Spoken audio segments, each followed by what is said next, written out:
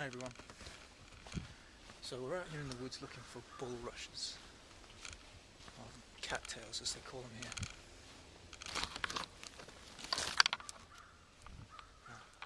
Cattails have got a multitude of wilderness survival and bushcraft uses. You can eat the stems, or the pods and the young leaves. You can use the leaves and the stems for weaving, bushcrafting. You can eat the roots, and the roots also have some medicinal properties which are quite useful. And also the older pods. The older pods have some really good fluff inside them, which is very useful for fire lighting, which is actually what I'm going to be looking for today. Now the cattails grow in most temperate climates. They like marshy areas, which means you've got to watch out for mosquitoes. Obviously malaria is not really that much of an issue, but certainly here in Ontario, West Nile definitely is. So make sure you load up on Muzzy Rat before you come out here. Okay, so I'm going to try and find some now. Okay, so you see we've found some here. This is the exact kind of habitat that they grow in, very, very wet marshlands. And these ones are actually not very accessible, so I'm going to see if I can find some closer to the lake. They're a little bit more accessible. Just wanted to point out this silver birch, which grows pretty much everywhere in Ontario.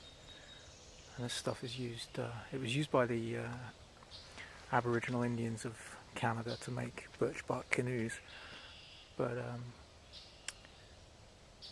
for the wilderness survivalist or the bushcrafter, this stuff is just fantastic for fire lighting because of the natural oils that are in the bark. You fluff it up, it takes a spark, and then it burns very, very hot and very, very long. Brilliant, brilliant tinder. Little rabbit. Very young too from the looks of them. Very timid as well. I guess he knows because it's a conservation area, he's in no danger from me. No luck here either, I'm afraid. The only ones around are either really old or very, very inaccessible.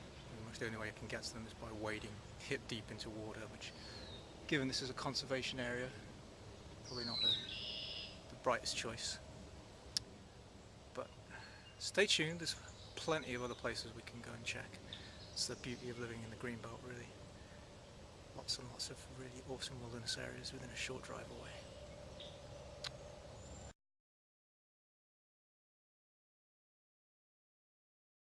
Hi guys, so as I'm driving home, look what I noticed on the road by the side of me.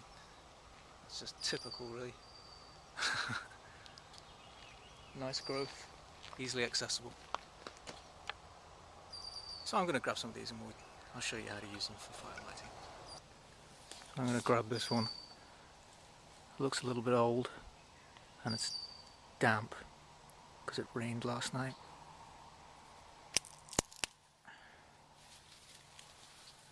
Once it's dried out, it should be perfect. Alright, so as you can see, it's dried out quite nicely now. It's worth noting that although it was damp from the previous night's rainfall, it was actually only damp on the outer layer. So, you know, if you were in an emergency situation, you could strip off the outer layer and get at the inner core, which was still quite dry. Also, you could, use your body heat to dry it out a lot quicker if you really needed to get a fire going. So, to prepare it, what we do is we just pull it out and get at this nice internal fluffy part here.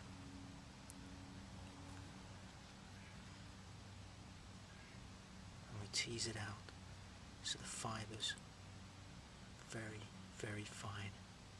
The finer we get the fibres, the easier it will take the spark.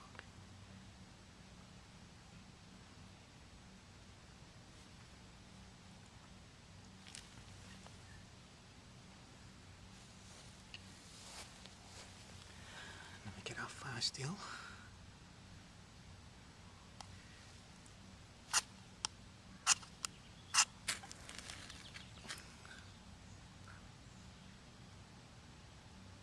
Sparked up straight away.